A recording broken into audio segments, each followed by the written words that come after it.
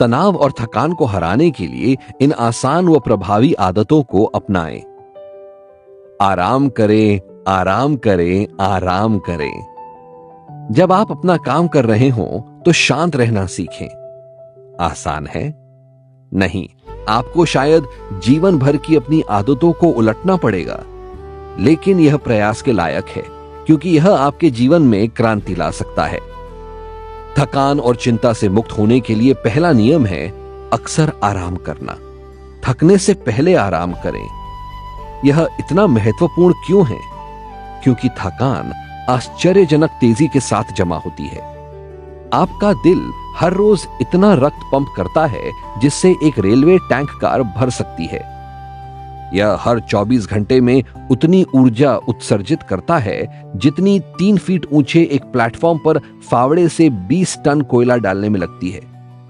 यह ऐसा अविश्वसनीय काम 50, 70 या शायद 90 साल तक करता है।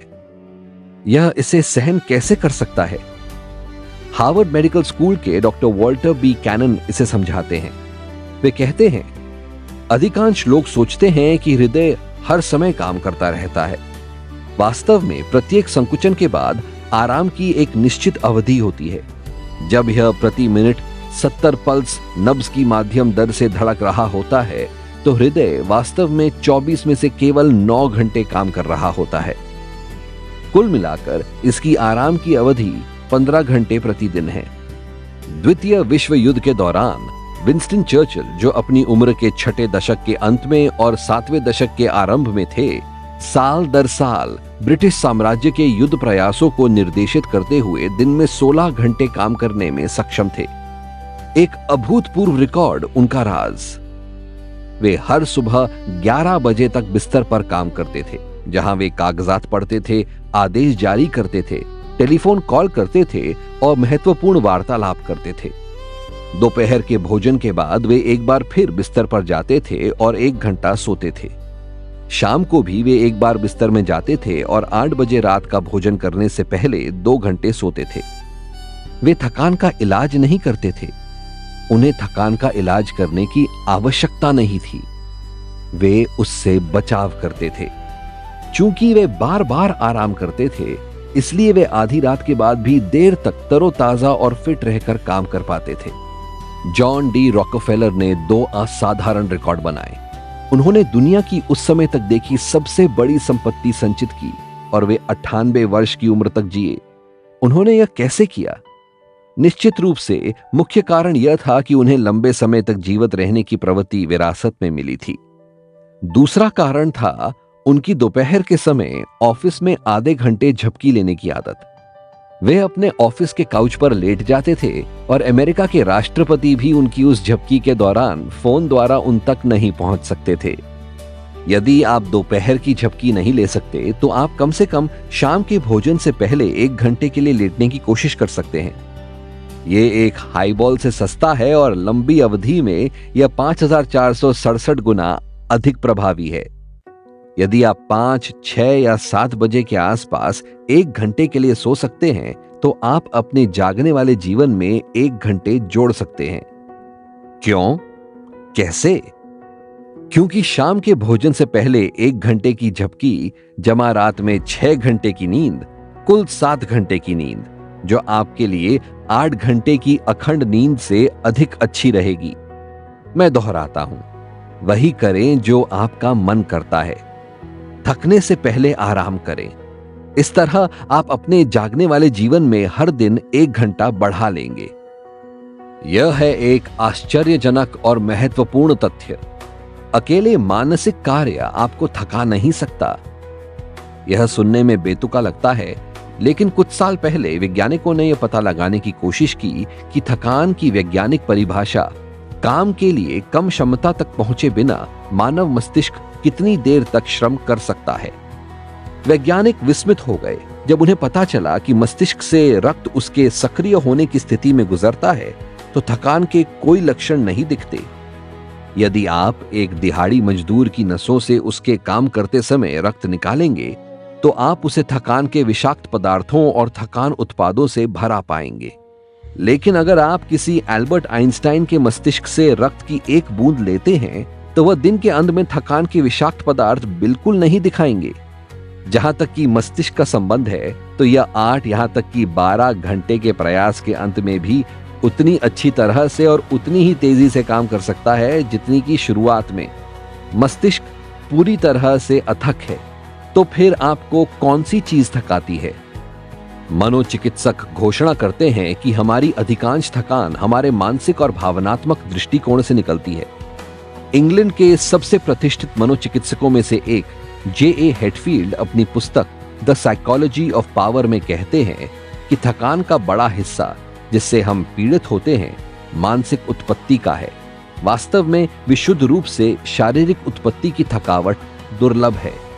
अमेरिका के सबसे प्रतिष्ठित मनोचिकित्सकों में से एक डॉक्टर A.A. ब्रिल और भी आगे जाकर कहते हैं, अच्छे स्वास्थ्य वाले गतिहीन कार्यकर्ता की थकान का पूरा 100% मनोवैज्ञानिक कारकों के कारण होता है, जिससे हमारा तात्पर्य भावनात्मक स्वास्थ्य से है। किस तरह के भावनात्मक कारक गतिहीन या बैठे कार्यकर्ता को थका देते हैं? खुशी या संतोष? नहीं, कभी नहीं। ऊब, आक्रोश, सराहे ना जाने की भावना, निरर्थकता की भावना, जल्दबाजी, चिंता, घबराहट, ये वे भावनात्मक कारक हैं जो बैठे कार्यकर्ता को थका देते हैं। उसे सर्दी जुकाम के लिए अति संवेदनशील बना देते हैं, उसकी उत्पादकता कम करते हैं और उसे तंत्रिका सिरदर्द के साथ घर जाने पर विवश कर देते हैं। हाँ, हम थक जाते हैं क्योंकि हमारी भावनाएं शरीर में तंत्रिका तनाव पैदा करती हैं। मेट्रोपॉलिटन लाइफ इंश्योरेंस कंपनी ने थकान पर एक पत्रक में बताया है, कड़ी मेहनत अपने आप में शायद ही कभी ऐसी थकान का कारण होती है जो एक अच्छी नींद या आराम से ठीक नहीं हो सकती। चिंता, तनाव और भावनात्मक परेशानियां थकान के 3 सबसे बड़े कारण हैं। जब शारीरिक या मानसिक कार्य कारण प्रतीत होते हैं तो अक्सर दोष असल में उनका होता है। याद रखें कि एक तनावपूर्ण मांसपेशी एक कामकाजी मांसपेशी होती है। आराम से रहें और महत्वपूर्ण कर्तव्यों के लिए ऊर्जा की बचत करें। आप जहां हैं वहीं पर रुक जाएं और खुद को एक चेकअप दें। जब आप इन पंक्तियों को पढ़ रहे हैं तो क्या आप पुस्तक को देखकर त्योरियां चढ़ा रहे हैं? क्या आपको आंखों के बीच खिंचाव महसूस हो रहा है? क्या आप अपनी कुर्सी पर आराम से बैठे हैं या आप अपने कंधे उचका रहे हैं? क्या आपके चेहरे की मांसपेशियां तनावग्रस्त हैं? यदि आपका पूरा शरीर एक पुरानी कपड़े की गुड़िया की तरह ढीला और तनाव मुक्त नहीं है तो आप अभी इसी पल तंत्रिका तनाव एवं मांसपेशियों का तनाव पैदा कर रहे हैं। आप तंत्रिका तनाव और तंत्रिका थकान पैदा कर रहे हैं। हम मानसिक कार्य करने में इन अनावश्यक तनावों का उत्पादन क्यों करते हैं? जॉसेलिन कहती हैं, मुझे पता है कि मुख्य बाधा लगभग यह सार्वभौमिक विश्वास है कि कड़ी मेहनत के लिए प्रयास की भावना की आवश्यकता होती है, अन्यथा यह अच्छी तरह से नहीं किया जाता है। इसलिए जब हम ध्यान केंद्रित करते हैं तो हम त्योरियां चढ़ाते हैं, हम अपने कंधे उचकाते हैं, हम अपनी मांसपेशियों को प्रयास की गति बनाने के लिए कहते हैं, जो किसी भी तरह से हमारे मस्तिष्क को उसके काम में मदद नहीं करती हैं। यह एक आश्चर्यजनक और दुखद सच्चाई है। लाखों लोग जो डॉलर बर्बाद करने के बारे में सोच भी नहीं सकते, वे सिंगापुर में 7 शराबी नाविकों की तरह लापरवाही से अपनी ऊर्जा की फिजूल खर्ची व बर्बादी कर रहे हैं। इस तंत्रिका थकान का जवाब क्या है? आराम करें, आराम करें, आराम करें। अपना काम करते समय आराम करना सीखें।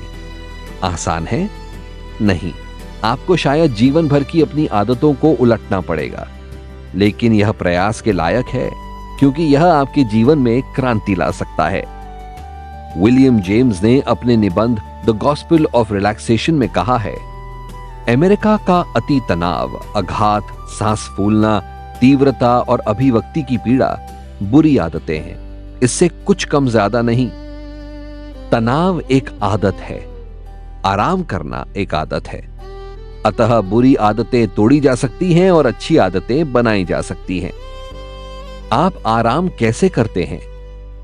आप अपने मन से शुरू करते हैं या अपनी नसों से शुरू करते हैं? आप इन दोनों में से किसी के साथ शुरू नहीं करते।